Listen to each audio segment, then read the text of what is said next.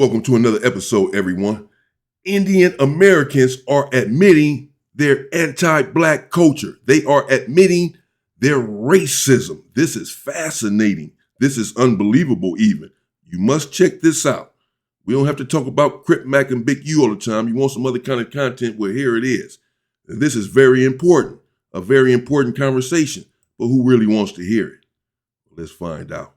Check this out, man. Let's get into this conversation. And I'm telling you, people can deny this as much as I'll talk from my own family. They think Black people smell. They think Black people are always stealing. Looking at lux, they think Black people are corrupt. And you know what they say? It's their culture. It's their culture. Constantly that's who they are. And then when something happens, right? Say there's a robbery. 90% is going to be a Black person. Do you know what we call Black people? We call them kala. It means black, not in a good way. If someone in your family is dark-skinned, we clown them. We call them kallu. Look at kallu. If you want to see racism against Black Americans, just go into tech. I am an engineer, 3 engineering degrees. If you want to see how people of immigrants treats Black Americans, go in tech and go work with Indians. Sometimes I open my Instagram and I get a DM from someone saying, hi, Black cow. I don't really know what to say. They're obsessed with my skin color. Please tell me y'all have seen this video of the Black man walking through his neighborhood and some Indian man approaches him and is demanding that he shows his identification to prove that he lives in the neighborhood. What's your name? Anand, can I see your ID or something? No, I mean, you can call the police or I can call the police. Can I see your ID? Yeah. Let me see your ID. Yeah. Take out your ID and I'll take out my ID. Let me take out your ID and I'm going to take out my ID. Okay, let's... Can you get my phone? No, let's call the police. Give me a phone, let's call the police. I'm in my own neighborhood where I live at, working in my neighborhood by my house, and I have this man asking me, do I live here? Yes. And what's your name? Dude. I'm going to start a civil lawsuit right now. That's what I'm going to do. Absolutely. You got to do it, man. But I want What's your name, man? Because I'm walking in the neighborhood where I live at, and I'm getting harassed. No, wait. He's unnecessarily playing us. But வீட்டுக்கு போய் காப்பை கூப்பிட்டுக்கலாம். Yes. Bring my phone. I don't have my phone. Get my phone. Come with me and get the I phone. will. Get my phone. Because this guy will escape otherwise. Get my phone. Get my phone. Come with me. Yes. He's going back and forth with the man, walking all up into his personal space, calling him a boy. Like, really a boy? I find it really hypocritical. Yeah, and see, what's so ironic about that whole thing is that this dude can't even speak proper English. He has an accent. Imagine an immigrant walking up to you in your own country. This is your country. You built this country, Black man. This is yours. You were here before anyone else, by the way. Understand that. Whites were not here in this country first. They just came, they're immigrants as well. They just came and took the country over through bloodshed and violence and murder. This is not their country either. This is more of your country than it is anyone else's. Particularly since you built it up and made it, built the economy the way that you have, the way that we have, and made this country a world power. Well, imagine someone who is not even from this country, clearly an immigrant who can't even speak English, walking up to you in your neighborhood. Well, he doesn't think this is your neighborhood. He doesn't think this should be your neighborhood. That's his thoughts. You can think what you want to think. This is my neighborhood. This is my country. And you walking up to me asking me for my ID. Give me your ID. Who are you? You can't even speak English.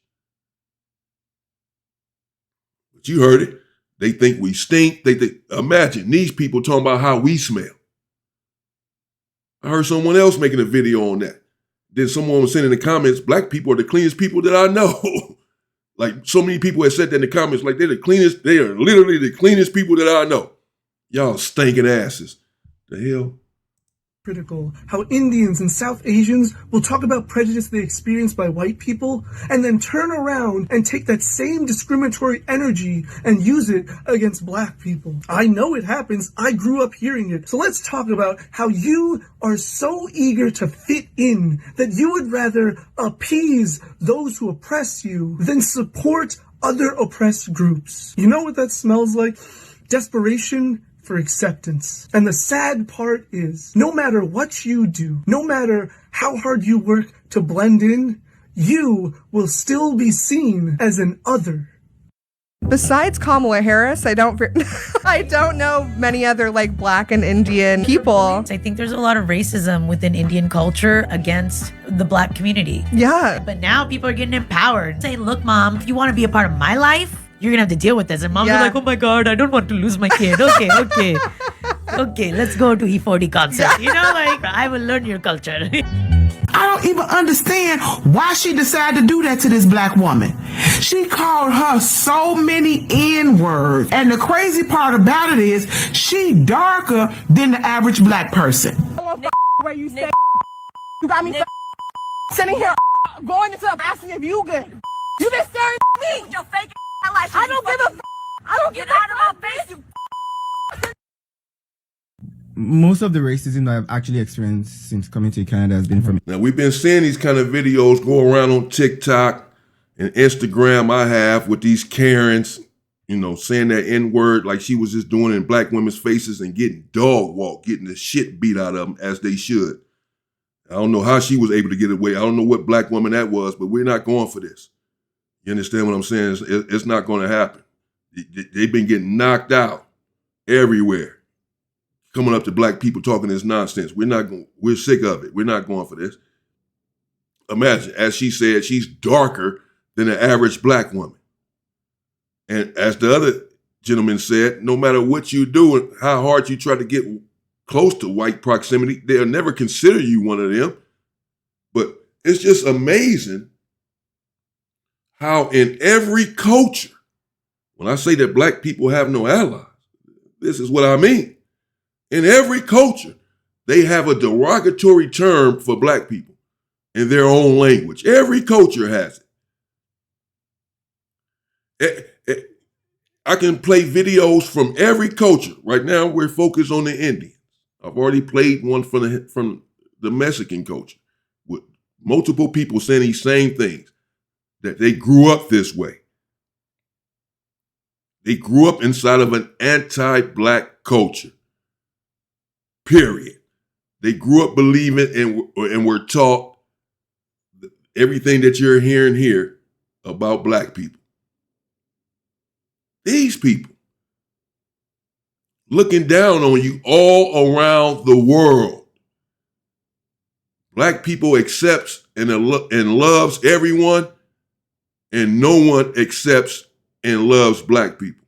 Think about that. Black people accepts and loves everyone. With y'all foolish asses, dumb asses. Love every damn body. Stupid. These people freaking hate your fucking guts. All of them. Every race. They hate you. I don't know what part of this y'all don't get.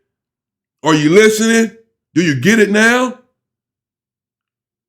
People darker than you still think they better than you. Think that you are the scum of the earth. That's okay. They can think whatever they want, but stop embracing these people who feel this way about you. This is what pisses me off with my people. Freaking too forgiving and too loving. If you feel this way about us, then we feel the same way about you. That's how it's supposed to go. Oh, no, your God, your white, blonde-haired, blue-eyed God tells you to love everyone. I know. Oh, no. Let's be better than them. Just because they hate us doesn't mean we have to hate them and all of this other soft ass shit that people be saying. I don't want to hear that. Get out of here. Indians. Unfortunately, that's the reality. Let's get to hear how these Indian Americans, they are trying to say, since they started to meet with the black American new because then we come back. Supposed to be fairer. India receives more than 250 sunny days. So vitamin D is directly absorbed by skin, hence more melanin content, hence the darker skin. There was a time when I was a teenage girl, I could see people girls who were fairer than me, they were treated in a different way. You could see the school teachers or everyone is like, oh, she's so cute, she's so pretty. So that time we feel, okay, I want to be that person. I've been bullied for my skin tone, and that too by my teachers. One of my teacher bullied me. I mean, I was in class 3rd or 4th. I was just a child. I don't know that I have a dark tone and all. My friends who are like a little darker than me, they sometimes feel that, still that I should put tomato on my skin and this on my skin to become fair. So their self-confidence has been really affected. Colorism is truly a scourge among brown folk. I remember experiencing colorism from the earliest moments of my life, and it was the first form of discrimination that I was acutely aware of because it came from my own people. For context, I am the darkest skinned person among my family, among my extended family, and the way having dark skin was phrased was discussed so nonchalantly among my family, among other brown community members, was almost as though being blacker, being browner, was in itself a pejorative. When I was young and I would meet family in India who I had never met before, the first conversation they would have was about where I got my skin tone from. My mom is fair-skinned, her mom is fair-skinned, and both my brother and my dad are brown-skinned. When I was in elementary school and my grandmother would come to visit us in the States, she would stop me from going out to play with other kids in the neighborhood because I was getting too dark. The sun was getting me too dark. When I was in high school and I got into my first long-term relationship with a fair-skinned girl, she very casually told me about the fact that her uncle would refer to me as Kali, and she said it as though it was a funny statement. To them, dark skin is inferior in the same way that the sky is blue. I was in my AP World History class in high school with one of the other few South Indian people within my friend group, and very casually the topic of like, oh, if you could choose any ethnicity to be, what would you be came up, right? And I was thinking, I was about to hear like Polynesian, because Polynesian guys are just buff as fuck for no reason, or like Thai, because Thai food is great. This self-hating fuck was like, I would want to be North Indian. When you are brown, you are taught to hate yourself for one reason or another. And a large reason that I am not friends with brown folk, even though I want to be closer to my culture, even though I would love to be able to pass on my language and my food to my children in the future, is that misery loves company, and I am not miserable. So Kamala Harris being black is independent of the incredible anti-blackness in Asian communities. So I've posted a number of videos about the anti-blackness that many Asians have. For example, the Indian American community. Oh, now we're on to the Asians. Expresses a lot of anti-blackness, which is in some ways tied to colonialism and the colorism inherent in Indian society. But in other ways, it's also about identifying with whiteness. But that is not the only reason that Kamala Harris is black. In the United States, blackness is defined, theoretically as one drop, but inherently as if you could look black. And the state of being black is so contested in American society. And I do agree. That's also why you have such strong community in African American community. She was accepted. Totally agree with that. But even if she didn't identify as black, she'd still be classified as black, because that's how our system works. Now look, there is plenty to say about Kamala Harris, but attacking her racial background, bruh, that don't make sense. Yeah, her mama Indian, but we got a shared history with them, right? Britain colonized India just like they did Africa and the Americas. It took their land, installed their own government, raised their taxes while they worked long hours for little money. Farmers were forced to grow opium and indigo instead of food. Britain forced a famine. They forced poverty. They forced oppression. When Britain ended slavery in 1833, they brought in Indian indentured servants to replace formerly enslaved blacks in their other colonies.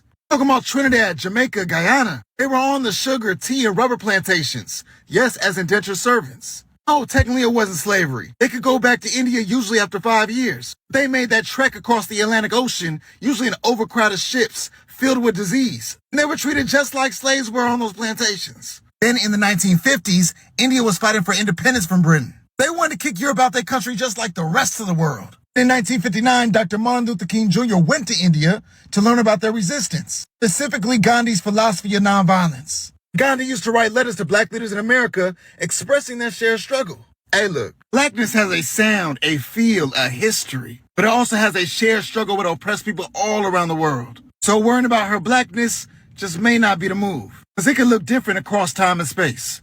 Oh, and her dad Jamaican. Last time I checked, that was black. I would not recommend going to Delhi. Okay. Scratch that off. Because Delhi is also a great cultural vibe, but the people sometimes are very, and especially because you're black, I'm going to tell you there are racists over there who are very much in your face. Like, I'm not even going to lie. There's my black friend from America had come down. He was from Brooklyn and he was visiting Mumbai and he's queer. So he was like, what are the queer hotspots? So I took him to like a bar and everything. And this is in the most uppity part of Mumbai, right? Where all the influential and affluent people come and drink. So we're having a smoke in the balcony and there's a song in India and pardon my words, but in India, nigahe means eyes. Yeah. Yeah, like the eyesight. Okay. So the song has the word nigaho mein. So he was saying that verbatim on purpose because there was a black guy and they could say the N word without saying the N word because of the Indian word. Oh, they try to do that shit? My blood was just like curdling, not even boiling. It was just like, I'm like, bro, like, and the girl next to him was like, she was pinching him like, shut the fuck up, don't do this. You know, so that also happens, you know. Okay, so before I started my series, I wanted to tackle this question right here. A lot of Indians don't like black people because if you have a baby with a black guy, they think how dark it will come out. And in my case, this is true. So my family always called me dark growing up. Mind you, I'm not that dark, but my mother is darker than me and my father is lighter than me. So of course, then you get me. But apparently I'm still dark. So when I was pregnant with my son, all my mom would say is how dark my child was going to be. Now, when he was born, when you look at the top of a newborn's earlobe, you'll see what color they're going to be, basically. Their pigmented earlobe basically tells you how dark or how light the child is. So what she said was, he's going to be so dark, look at his ear. I was like, huh?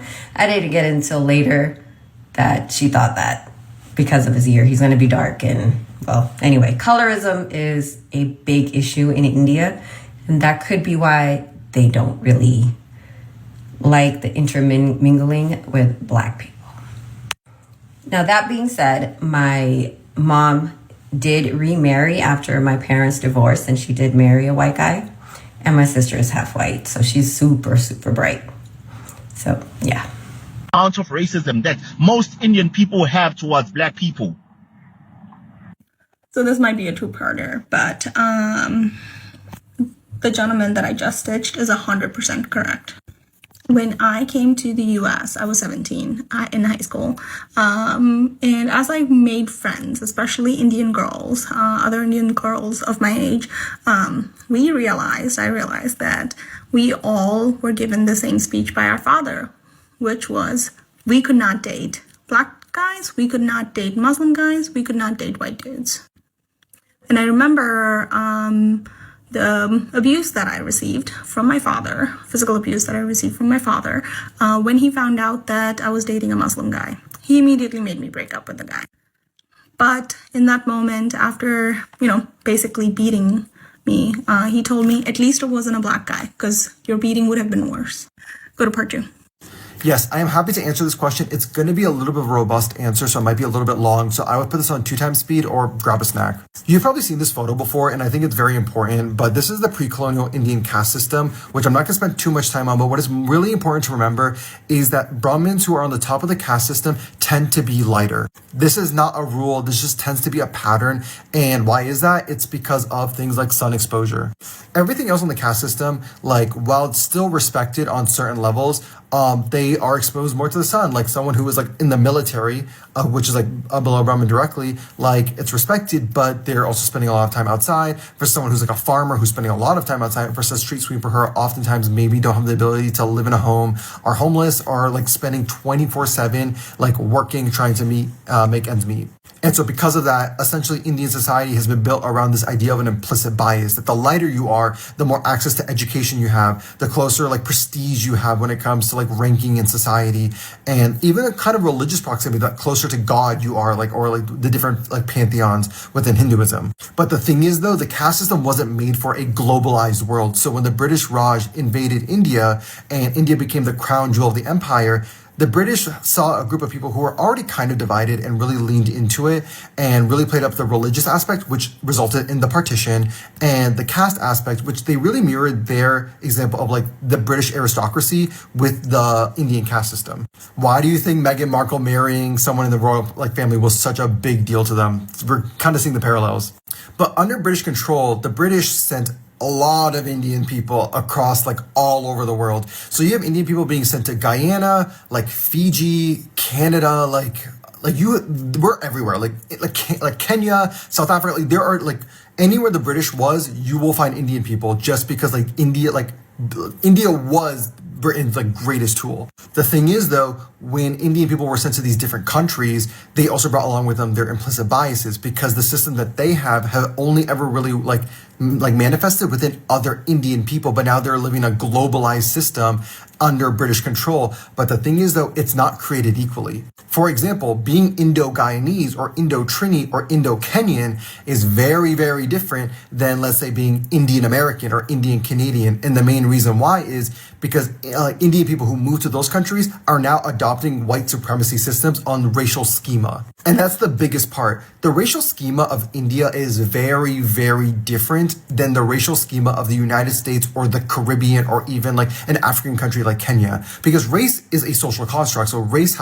as how we see it as, let's say, an American or an Indian person may be very different than how a white American sees it or like how a Brazilian sees it. And so because of that, in America, the United States, being white is always the advantage. There is no instance where being white is a disadvantage. So when you have a group of people who've already kind of implicitly associated being lighter with, access to more opportunity, access to more things like that, even things like safety, they come to the United States and they see that whiteness is put on a pedestal.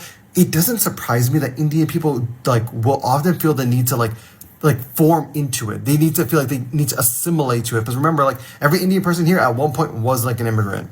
The thing that is though, and one thing that my community really needs to fucking work on is the fact that they are very, very selective of how they want to adopt the racial schema, which is sometimes good and sometimes is bad. I think the U.S. racial schema is incredibly flawed. I think the fact that Middle Easterners isn't within the white category is stupid and it's very weird.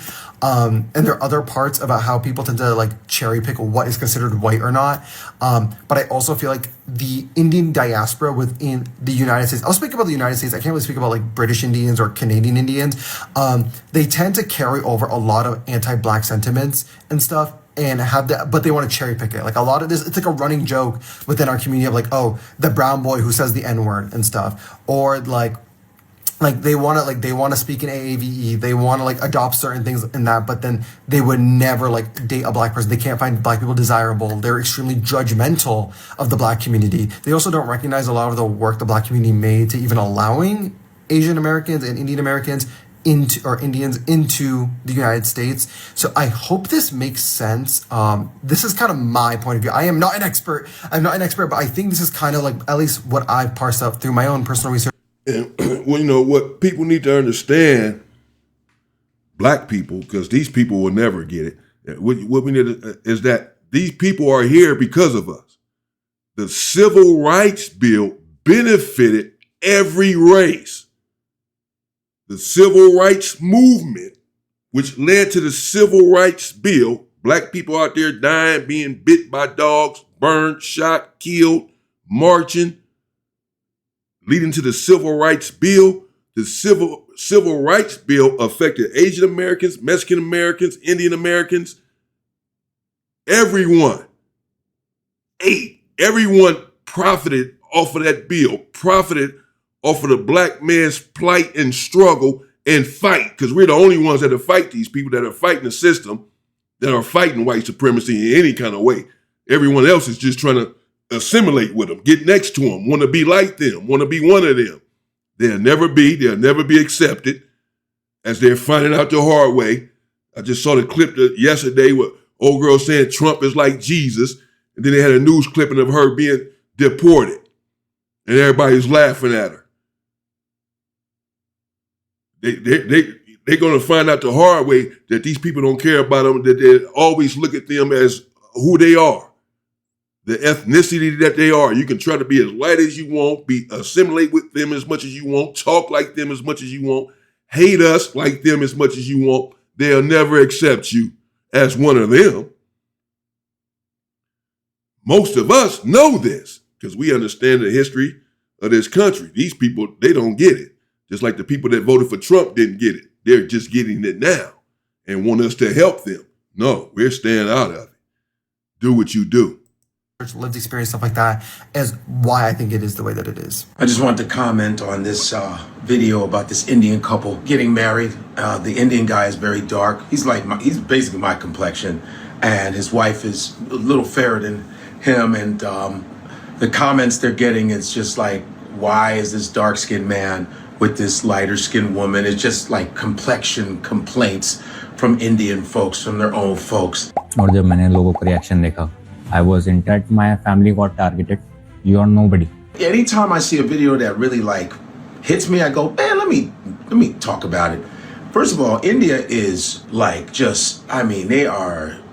When it comes to complexions, listen, every brown society has complexion problems. This all stems from white supremacy and European colonization, European standards of beauty. This is all facts. India was colonized by England. Nigeria colonized by England. England colonized a bunch of Caribbean, France, all of that. So all the European influence made brown people feel like shit. Okay, even in their makeup products, if you go to some of these countries, when I was in Thailand, all the advertisement was light-ass Thai people. Light as fuck. And most of the Thai people are dark brown.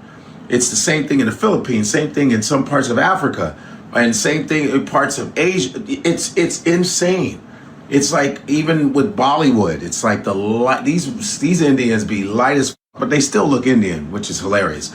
But they are light as hell. That's why I always advise people to watch movies from Telugu, the Telugu movies. That's a different part of India, but you'll actually see brown people because the majority of India is brown.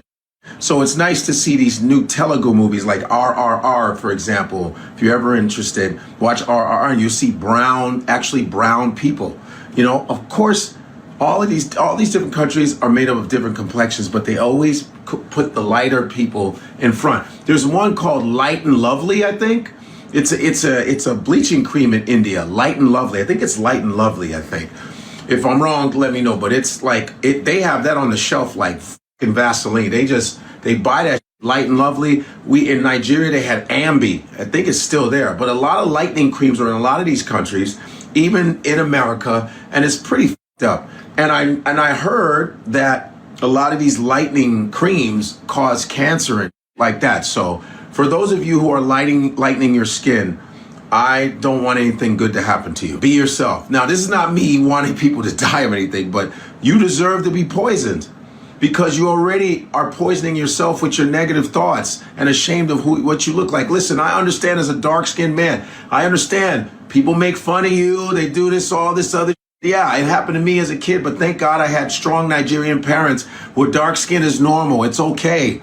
Being dark is great, all right? Be who you are. You understand what I'm saying? And I remember when light-skinned black folks would make fun of me.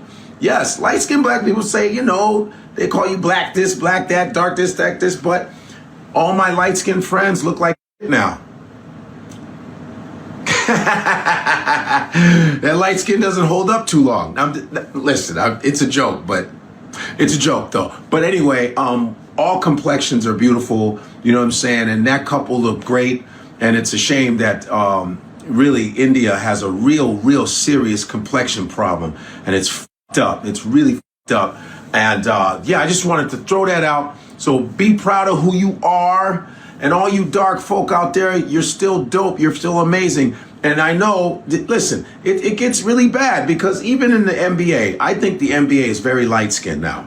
The NBA is very light-skinned. It used to be darker back in the day. You look in the 80s and 90s, way more darker dudes. But now it's very light-skinned. That's probably why they don't play defense, because if you foul one of these light-skinned dudes, they'll bruise easy. You know what I mean? And and I think this is an example. I think the reason why the NBA is so light-skinned because you had a lot of insecure dark-skinned basketball players in the past, so they made sure they got with either really light-skinned women or white women to make sure their children didn't have to suffer later on. That's just a social theory, everybody. Hey, man, I'm out of here. So, as a Guyanese West Indian woman, I actually just wanted to add my 2 cents on this because growing up back home, my family was one of 2 Indian families in a predominant Black village. And we were always taught to, respect our elders, regardless of the skin tone. You respect everyone around you. My best friends were Black. We went to school with everyone who were Black. And I don't think my grandpa even really knew why he did not want, you were allowed to be besties. His best friends were Black. Our neighbors were Black. When we kill our animals for Christmas time, we don't feed half the village. But he always used to preach, you never marry a Black person. And yeah, and that's what I used to say when I would be joking, when people would say, I have friends that are Black. And I would say, yeah, can't come to your house, can't marry your daughter, but he's just your friend. She just said it all right there, correct? Are you listening? Are you paying attention?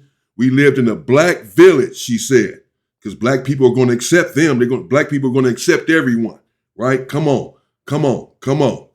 We love you all, right? We hate other Black people, but we love you, right? We love you all, right? You can come on in, exploit us, take our wealth from our community, build stores in our community. You can do anything you want. We're not going to do anything. We're going to accept you. And we'll go against our own people if they have something to say about it, right? This is Black people. So she says that her grandfather taught her, her grandfather had friends that were Black. His best friends, she said, were Black. Her friends were Black. Best friends were Black. Went to school with them. This, that, and the other, right? You hear that all the time, right? I got friends that are Black, right? Her best friends were Black. They all in the house. Her grandfather's best friends were Black. But then behind closed doors, Grandpa's telling her, you better not marry one of those guys. So they're not your friend then. They're not your friend. You think a certain way about these people.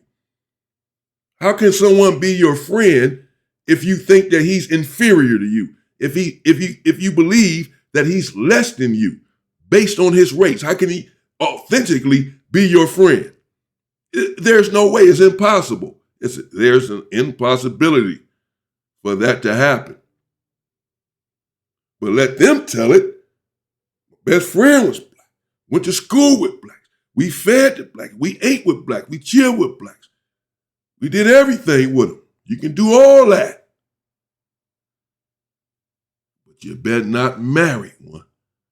You better not have a kid with one. The other girl said her father beat her for messing with the Muslim dude and told her at least he wasn't Black or the beating would have been much worse. So y'all keep running around thinking all these other women want you. Disrespecting Black women to look good for these other women. Secretly, they hate you. Yes, they'll sleep with you. They'll even have a kid with you. You say, how can they be racist if they married a Black person? You know what I mean? Man, y'all need to wake up. The slave owners married slaves sometimes. The slave owners had sex with slaves.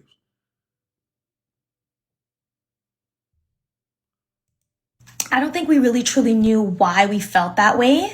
Obviously now looking back, slavery, because we were the lighter skinned slaves, the slaves that came from Africa were meant to feel that we were superior to them because of our skin tone. But a slave is a slave is a slave is a slave.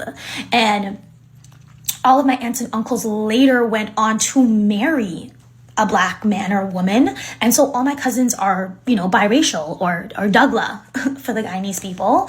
That's what we called a biracial person. You're a Dougla. And so I don't think he fully knew why he was supposed to feel that way, but he did. And I mean, like I said, all of my cousins are mixed, except for me. My mom married a Guyanese Indian person. So, but I mean, even as a Guyanese Indian person, I'm like 12% black. So the mixture happened, whether we liked it or not. But it was just interesting for me because I never felt like it was racially profiling back home. You know, we break bread with them. We invite everyone over. We have parties. We sit down, we congregate with them, we go to their weddings, they come to our weddings. Like, you know, we were very much immersed in each other's cultures. And so it never felt like the North American version of racially profiling someone or racism. It never felt that way. But of course, you know, it's obviously still a version of that to say that you can be best friends with them and, you know, we can grow up our entire lives with them. But, oh, you can't marry that person because they're black. I don't think it ever really had anything to do with, you know, your skin tone. Because especially in Guyana, like, it's a Caribbean country. It's very hot. Everyone have some level of melatonin going on. I think we just have to thank slavery for that. You know, thank the white people for conditioning us and putting us to fight against each other, because even to this day, the black and the Indians are fighting and we don't know what the fuck we're fighting for.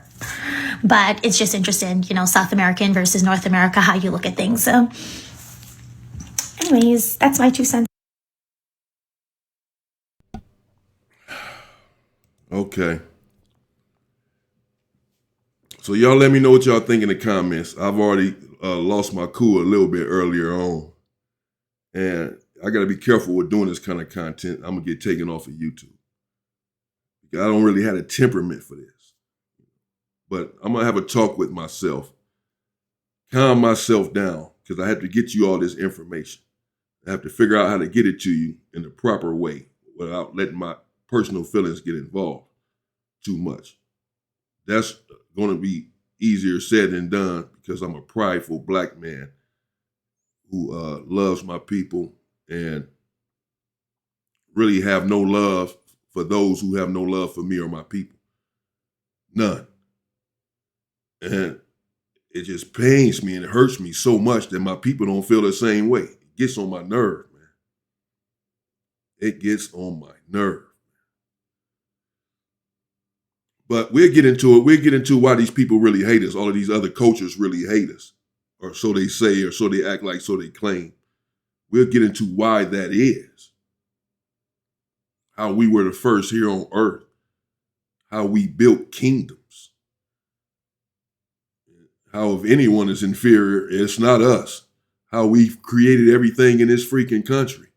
And how this world and this country would be nothing without us. We'll discover that the hatred is really love secretly. But there you have it. The last one was interesting as well. You know, she said that they can come to the house and eat. They go to their house and eat, go to each other's weddings. They're chilling with each other. They're friends.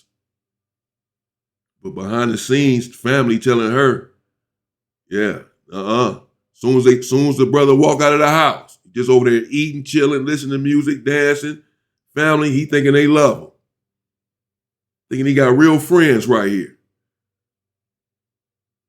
Because he doesn't know any better. He doesn't know what I know.